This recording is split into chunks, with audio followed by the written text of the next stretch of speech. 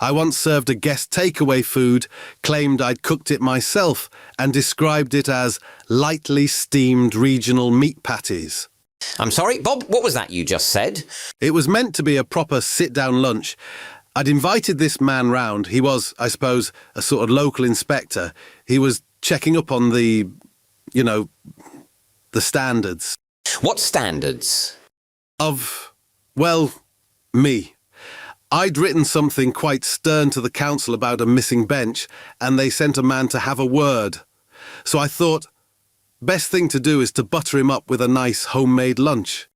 Right, and instead you served takeaway? Yes, because I ruined the food. Burned the grouse I specifically picked out. I mean, it was more charcoal than edible. So I did what anyone would do. I ran out the back gate, got a couple of burgers from a van down the road, came back, plated them up, and tried to bluff it. And the phrase you chose to describe these was, what was it again, Bob? Lightly steamed regional meat patties. You couldn't just say burgers. No, because I'd told him it was going to be something quite rustic, and burgers felt a bit vulgar. So I jazzed it up. So what did he say when he saw them? He looked at them for a long time and said, "Didn't you say we were having grouse?" And I said, "Ah, yes, these are grouse-style beef medallions, done in the regional style, lightly steamed." And were they even slightly steamed? Oh, no, David. They were grilled, quite aggressively, I'd say. But they had steam on them from the cloche I put over them. I'm sorry, you had a cloche?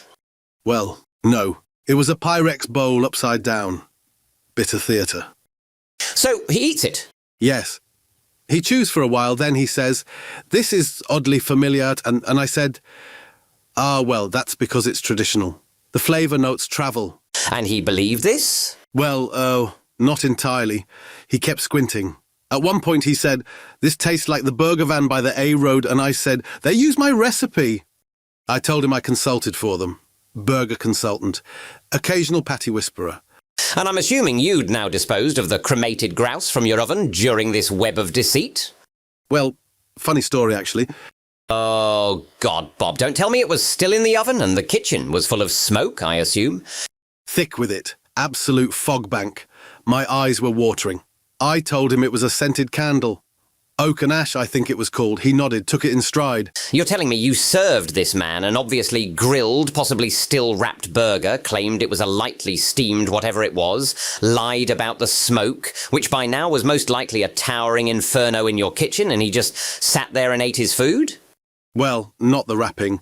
I'd hidden that under a serviette, but yes, he ate it, said it reminded him of the Scouts. And then he left? Eventually, he said I was an odd fellow, but that the lightly steamed regional meat patties was decent fare. Right, okay, so let me get this straight. You burned a lunch you never properly explained, fled your own home like a burglar in an apron, returned with 2 anonymous meat discs from a van only a few doors down, both of which you were familiar with their servings.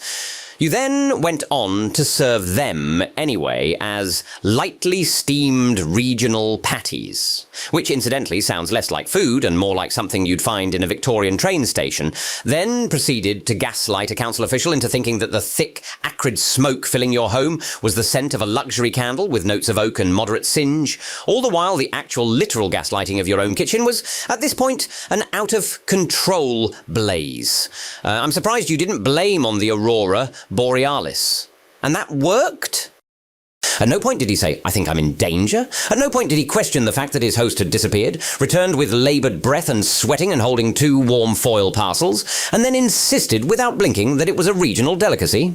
Bob, you are the only man I know who could burn dinner, rename it, rebrand the smoke, and still come out with a compliment. You are like a culinary con man with the confidence of a minor wizard. This isn't hospitality, it's performance art. Well, when you put it like that, David, it does sound a bit fucking stupid.